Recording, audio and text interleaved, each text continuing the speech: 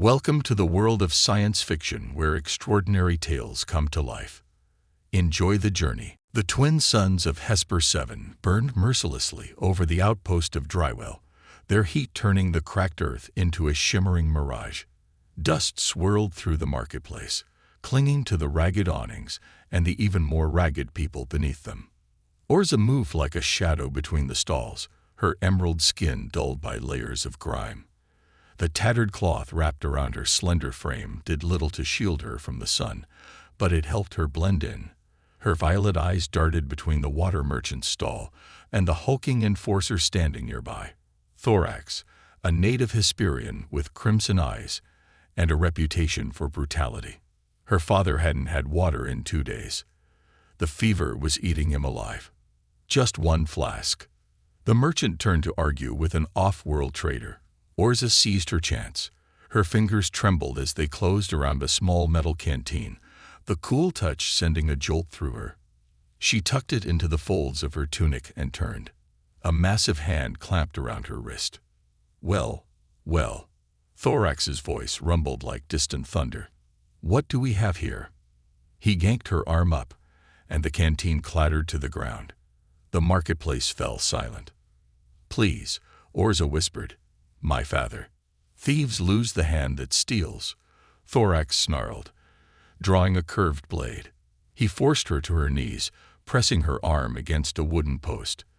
The crowd watched, unmoving. No one ever interfered. The blade glinted in the sunlight as he raised it. Stop. A single word, sharp as a gunshot. Thorax paused. The crowd parted, revealing a human. Tall, lean, with short brown hair and piercing blue eyes. His cargo pants and scarred boots marked him as an off-worlder, but the way he carried himself spoke of military training. This doesn't concern you, human, Thorax growled. The man didn't flinch. How much for the water? 15 credits, the merchant called. The human tossed a chip. 30. 15 for the water, 15 for your silence. Thorax's grip tightened on Orza's wrist. For a heartbeat, she thought he'd refuse. Then, with a disgusted snarl, he shoved her away. She stumbled, right into the human's steadying hands. Thank you, she breathed. Don't mention it, he said, handing her the canteen. Losing a hand over water seems extreme, even for a dustball like this. Why help me?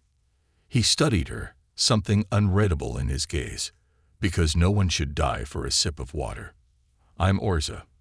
Logan, he said. Captain Logan Brandt. And just like that, her life changed forever. The moment Logan stepped out of the Terran Spirit's airlock, he knew they were being washed. Drywell's spaceport was never truly empty. Scavengers, smugglers, and desperate souls lurked in the shadows. But today, the air prickled with tension. The twin suns had dipped below the horizon, casting long, jagged shadows across the landing pads. A hot wind carried whispers, and none of them were friendly. Orza stood beside him, her silver hair now clean and shimmering under the dim glow of the spaceport's overhead lights. She clutched the water canteen tightly, her violet eyes scanning the darkness. We shouldn't stay here long, she murmured. Agreed, Logan said, his hand resting near the pulse pistol at his hip. But your father needs supplies before we leave this rock. A flicker of movement near a stack of cargo crates caught his eye, too deliberate to be the wind. We've got company, he muttered. Orza tensed. Thorax. Worse. 3 figures emerged from the shadows, tall, armored, their faces obscured by rib-leather masks. Not local enforcers. Mercenaries. The leader pulled off his mask, revealing a face of sharp angles and cold, golden eyes. A Vexian, one of the deadliest hired guns in the sector. Logan Brandt, the Vexian said, his voice like sand grinding between metal plates. Baron Hedris wants a word. Logan's jaw tightened. Tell the Baron I'm not interested. The mercenary smirked. He figured you'd say that. A 4th figure stepped forward. Baron Hedris himself. Clad in flowing robes of iridescent desert silk, the Water Baron was an imposing figure, his grayish-red skin marked with intricate tattoos that denoted his status. His fingers glittered with rings, each one worth more than a commoner's yearly water ration. "The infamous water breaker," Hydrus said, his voice dripping with false warmth. "I've heard so much about you." Orza stiffened beside Logan. "Water breaker." Logan didn't take his eyes off Hydrus. "A nickname. Doesn't matter." "Oh, but it does," Hydrus chuckled. "The man who destroyed the water cartels on Paraxis 4, who led the rebellion on Solmera 9. And now you're here, interfering in my domain." Logan's fingers twitched toward his weapon. "I just paid for some water. No rebellion here." "Liar," Hydrus hissed, his pleasant facade cracking. "You think I don't know why you're really here? You're looking for the great deep." Orza's breath hitched. Logan remained still. "I don't know what you're talking about." "Don't play dumb," Hydrus sneered. "The underground ocean. The myth that could topple my empire. And now you found her." His gaze slid to Orza, the daughter of Nirin the Waterfinder. Logan's pulse spiked. "How does he know that?" "You've made a mistake, Brant," Hydrus continued. "This planet belongs to me. The water belongs to me. And if you think a washed-up revolutionary and a thief can change that, you're even more delusional than I thought." The Vexian drew his weapon. Logan moved first. His pulse pistol was in his hand before the mercenary could blink. A single shot. The Vexian dropped, his chest smoking. "Run," Logan barked, shoving Orza toward the Terran spirit. Blaster fire erupted behind them as they sprinted across the landing pad. Orza stumbled, but Logan grabbed her arm, hauling her forward. The ship's ramp was still down, the engines already humming as the onboard AI detected danger. "Get inside," Logan shouted, turning to lay down covering fire. Orza scrambled up the ramp, then froze. A shadow loomed in the doorway. "Thorax." The Enforcer's crimson eyes burned with fury. "You shouldn't have come back, human." Logan cursed, trapped between Hydrus mercenaries and Thorax, with Orza caught in the middle. Then, a guttural roar echoed across the spaceport. A sand skimmer, a rickety hovercraft, came barreling toward them, its engine shrieking. At the helm sat a wiry figure in a tattered cloak, their face obscured by goggles. "Need a ride?" the stranger called. Logan didn't hesitate. He grabbed Orza and leaped, dragging her onto the skimmer just as it veered away. Blaster bolts scorched the air where they'd been standing moments before. The skimmer tore through the spaceport gates, leaving Hydrus and his men in the dust. Orza clung to Logan, her heart pounding. "Whoa." The driver pulled off their goggles, revealing a sharp, grinning face. "Name's Kess," the smuggler said. "And you two just pissed off the most powerful man on Hesper 7. Congratulations." Logan exhaled, watching the pursuing speeders grow smaller in the distance. "We're not safe yet," he muttered. Orza met his gaze. "Then what's the plan?" Logan's lips curled into a grim smile. "We find the great deep before Hydrus does." The smuggler's sand skimmer raced across the dunes, kicking up a storm of dust behind them. Kess handled the rickety vehicle like it was an extension of themselves, weaving between rock formations with reckless precision. Orza clutched the seat, her knuckles white. "Where are you taking us?" "Somewhere Hydrus won't follow," Kess shouted over the engine's roar. "At least, not easily." Logan kept his pulse pistol ready, scanning the horizon for pursuit. The twin suns had fully set now, plunging the desert into an eerie twilight. The only light came from the skimmer's flickering headlamps and the distant glow of Drywell's spaceport. "You know who we're running from, right?" Logan asked. Kess smirked. "Baron Hydrus." "Yeah. And if half the stories about you are true, Waterbreaker, then this is the most interesting job I've had in years." Logan narrowed his eyes. "What do you want?" "Credits. Adventure. Maybe a little revolution." Kess shrugged. "I'm flexible." Orza glanced at Logan. "Can we trust them?" Before he could answer, A weak voice rasped from the back of the skimmer. No. Orza twisted around. Naren, her father, was awake, his emerald skin still pale, but his violet eyes sharp. He struggled to sit up, wincing as the skimmer jolted over uneven terrain. Father. Orza scrambled to his side. You shouldn't be moving. No time, Naren coughed. Hydrus won't stop. Not now that he knows you're with us. His gaze locked onto Logan. Logan tensed. What are you talking about? Naren's voice dropped to a whisper. You didn't find my daughter by accident, Brant. You were looking for me. Silence. The desert wind howled around them. Then, yes, Logan admitted. Orza stiffened. What? Logan exhaled. I came to Hesper 7 because I heard rumors. That Naren, the waterfender, had proof of the Great Deep. Kess let out a low whistle. The mythical underground ocean. That's real. Very real, Naren said. And Hydrus will burn this planet to dust before he lets anyone find it. Orza's mind reeled. You knew about this, she demanded, turning to Logan. You used me. Logan's jaw tightened. At first, yes. But then you saw a chance to play the hero again. Naren interrupted bitterly. Just like Paraxis 4. Logan's eyes flashed. I didn't have a choice back there. And I don't now. If the Great Deep exists, it could change everything for this planet. No more water barons. No more people dying of thirst. Naren studied him for a long moment.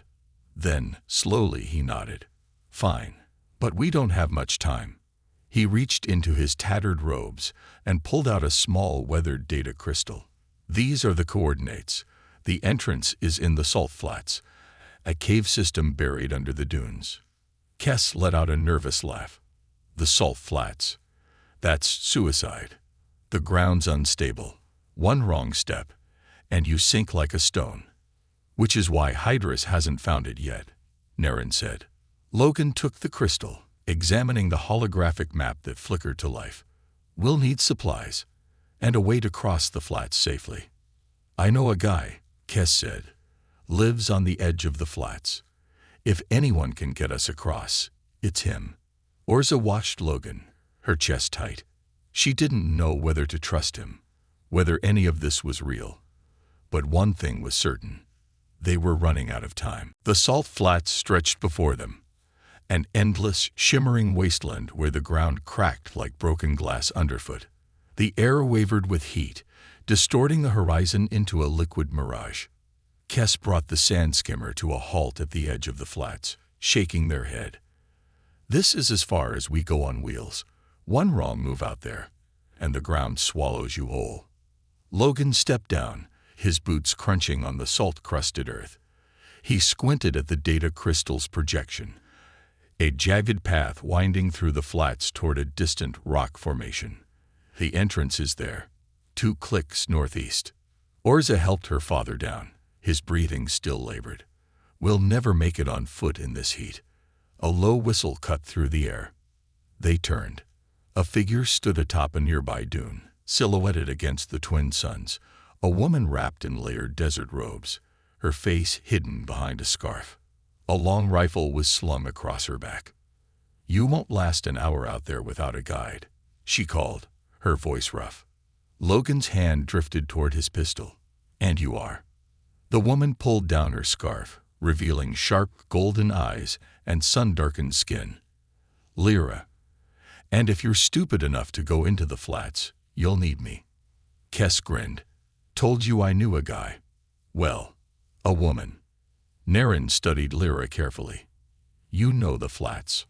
Better than anyone alive. Lyra said. But my help isn't free. What do you want? Logan asked. Lyra's gaze flicked to Orza. Hydrus killed my family. I want him dead. You're going to the Great Deep. That's the one thing he fears. So I'll get you there.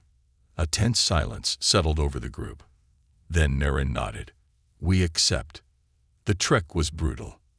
Lyra led them in a zigzagging path, testing the ground with a long metal pole before each step. The salt crust was thin in places, Beneath it lay sucking, bottomless quicksand. Dravik, a hulking former enforcer who had joined them at the last outpost, wiped sweat from his brow. How much farther? Quiet, Lyra snapped.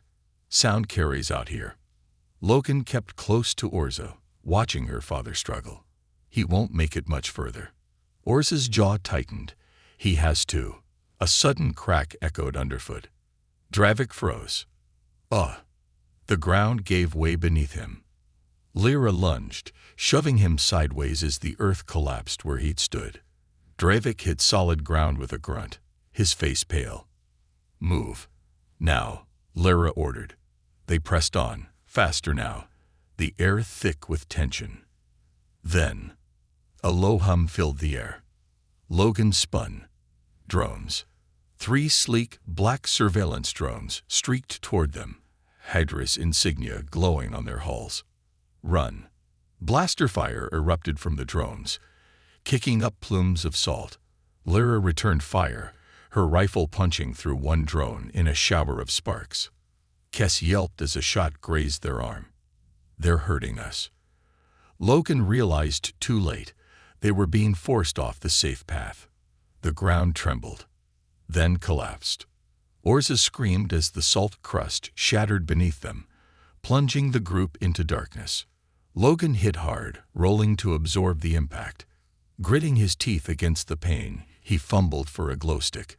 Pale green light revealed a vast underground cavern, the walls glittering with embedded salt crystals. Everyone alive, he called. Groans answered him. Orza and Naren were nearby, bruised but breathing. Kess was already on their feet, swearing vividly. Lyra landed lightly beside them, her rifle still in hand. We're in the cave system. The good news, we're closer to the entrance now. And the bad news? Orza asked. Lyra's expression darkened. Dravik's gone. Loken's blood ran cold. A slow clap echoed through the cavern. Very observant, a familiar voice drawled. From the shadows stepped Dravik, flanked by 4 armed mercenaries. His friendly demeanor had vanished, replaced by a cold smirk. Sorry for the dramatics, he said, but Baron Hydrus pays well for traitors. Orza's stomach dropped. You bastard. Dravik shrugged. Business is business. He raised his comm. I have them, my lord. Send the extraction team. Logan's fingers twitched toward his pistol, but the mercenaries' rifles were already trained on them. Lyra's golden eyes burned with fury. You'll regret this. Dravik chuckled. Doubt it. Then, a roar shook the cavern. The ground trembled. The mercenaries stumbled, their rifles wavering. What the? Dravik began. The wall exploded. A massive, worm-like creature burst through the salt rock, its circular maw lined with razor teeth, its segmented body thrashing. A salt maw, one of Hesper 7's deadliest predators. Chaos erupted. Logan grabbed Orza and shoved her behind a boulder as blaster fire lit up the cavern. The salt maw screeched, its tail smashing into 2 mercenaries, crushing them against the wall. Dravik turned to run. Lyra's rifle cracked. The blue glow grew brighter as they squeezed through the crevice, the air turning cool and damp. A sensation so foreign on Hesper 7 that Orza instinctively reached out to touch the slick cave walls. Then the tunnel opened, and the great deep stretched before them. An endless underground ocean, its surface shimmering with bioluminescent algae that cast an ethereal glow across the cavern. The ceiling arched high above, dotted with glowing mineral deposits like stars. Naren fell to his knees, his voice trembling. It's real. It's really here. Kess let out a low whistle. That's enough water to drown every water baron in the system. Logan stepped forward, his boots sinking slightly into the damp sand at the water's edge. He dipped his fingers into the liquid and brought it to his lips. Fresh, not even brackish. Lyra knelt beside him, her golden eyes reflecting the blue glow. This changes everything. A sharp crack echoed through the cavern. Indeed it does, a voice sneered. They turned. Baron Hydrus stood at the tunnel entrance, flanked by 24 armed enforcers. His fine robes were dust-streaked, his face twisted in fury. At his side, a hulking figure stepped forward. Thorax, his crimson eyes burning with hatred. "Did you really think you could steal my planet's future?" Hydrus spat. Logan moved instinctively, putting himself between the Baron and Orza. "This doesn't belong to you." Hydrus laughed. "Everything on Hesper 7 belongs to me." He raised a hand, and the enforcers leveled their rifles. "Kill them, then collapse the tunnels. The Great Deep remains my secret." Orza acted first. She grabbed a jagged salt crystal and hurled it at the nearest enforcer. It struck his helmet with a clang, buying them a split second. Logan opened fire. Chaos erupted. Lyra's rifle barked, dropping 2 enforcers before they could react. Kess yanked a small explosive from their belt and tossed it into the tunnel. The blast sent rock shards flying, cutting off half of Hydrus' forces. But there were too many. An energy bolt grazed Logan's shoulder, sending him stumbling back toward the water's edge. Thorax charged, his massive fists swinging. "You should have stayed out of this, human," the enforcer roared. Logan barely dodged, the punch glancing off his ribs. He retaliated with a brutal elbow to Thorax's throat, but the alien barely flinched. A backhand sent Logan sprawling. Orza screamed as Thorax loomed over him. Then, a roar shook the cavern. The salt maw burst through the collapsed tunnel, its maw gaping. Enforcers scattered as the creature thrashed, its tail smashing into Hydrus' remaining men. "Now," Naren bellowed. He threw something into the water, a small device that sank beneath the glowing surface. For a heartbeat, nothing happened. Then, the Great Deep exploded. Not in fire, but in light. A pulse of blue energy surged through the cavern, up through fissures in the rock, racing toward the surface. Hydrus paled. "What have you done?" Naren smiled grimly. "Sent a signal. To every scanner, every comm, every thirsty soul on Hesper 7. The ground trembled. Because out there, beyond the caves, across the deserts and the outposts, people were coming. The revolution began at dawn. Word spread like wildfire. The Great Deep existed. The water barons had lied. Thousands descended on the salt flats, miners and farmers, outcasts and rebels. They came with tools and weapons, with desperation and fury. Hydrus enforcers were overwhelmed, their loyalty crumbling as the tide turned. Logan stood at the cave entrance, watching the suns rise over a new Hesper 7. Orza joined him, her silver hair whipping in the hot wind. "What now?" He looked down at her. "Now you rebuild. You're leaving." Logan hesitated, then he reached into his pocket and pulled out a small metal badge, the insignia of the Earth Expeditionary Force, tarnished with age. "I spent years running from my past. Maybe it's time I stayed somewhere." Orza took his hand. "Then stay here." Behind them, Lyra and Kess were already directing the first water transports. Naren stood at the cavern mouth, greeting the people he'd helped liberate. Somewhere in the distance, a child laughed as they cupped their hands in fresh, clean water. Logan squeezed Orza's fingers. "Yeah," he said softly. "I think I will." End.